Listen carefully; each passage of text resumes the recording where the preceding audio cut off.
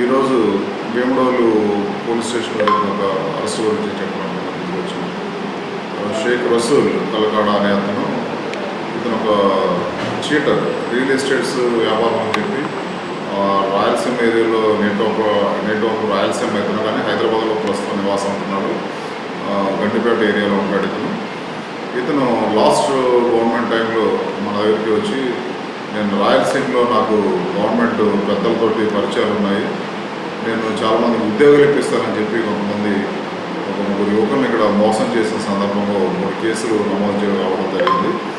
అందులో 2 కేసులు భీమడోలు పోలీస్ స్టేషన్లో కాగా ఒక కేసు ద్వారకాదేవి పోలీస్ స్టేషన్లో నమోదు అవ్వడం జరిగింది.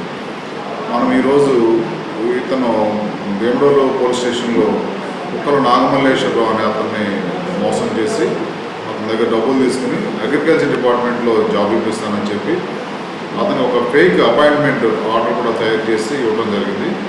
ఆ కేసులో అప్పటి నుంచి ఇతని కోసం తిరుగుతూ ఉంటే నిన్న సాయంత్రం భీమడోలు ఎస్ఐ సుధాకర్ గారు మరియు వారి సిబ్బంది అంతా టీం అంతా హైదరాబాద్ వెళ్ళి అతని ఇంటి వద్ద ఇతన్ని అరెస్ట్ చేసి పోలీస్ స్టేషన్ తీసుకురావడం జరిగింది. ఈరోజు రిమాండ్కి పంపిస్తున్నాం.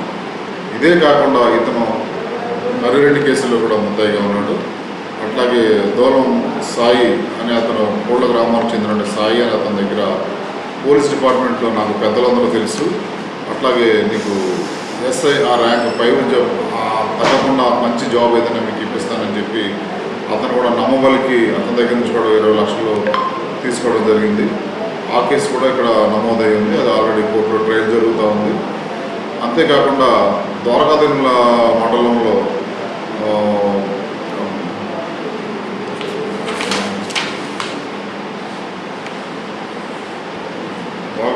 మండలం సుంకవల్లి శ్రావణ్ అనే అతను పొలం కొనడానికి నకిలీ సంతకాలు చెక్కులు అవన్నీ ఇచ్చి ఇతన్ని మోసం చేసి రియల్ ఎస్టేట్స్లో నేను చేస్తాను, మీకు పొలాలు అమ్మడం చేసి పెడతానని చెప్పి నమ్మించి అతని దగ్గర నుంచి కూడా భారీ మొత్తంలో నగదు తీసుకోవడం జరిగింది.